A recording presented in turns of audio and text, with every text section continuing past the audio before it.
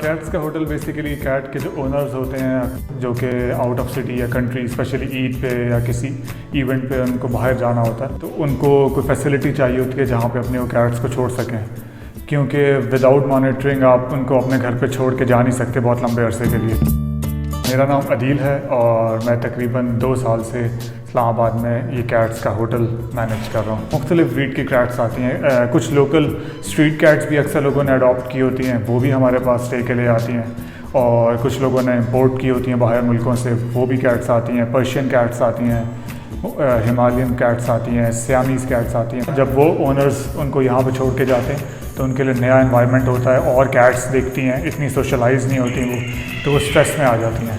तो फिर उनको 2-3 दिन हमें एफर्ट करनी पड़ती है उनको काम डाउन करने के लिए। उनको टाइम पे फूड प्रोवाइड करते हैं, उनको नीट एंड क्लीन एनवायरनमेंट देते हैं, उनको हेयर ब्रश करते हैं डेली ताकि उनके बाल जो हैं हेयर नॉट्स ना बने।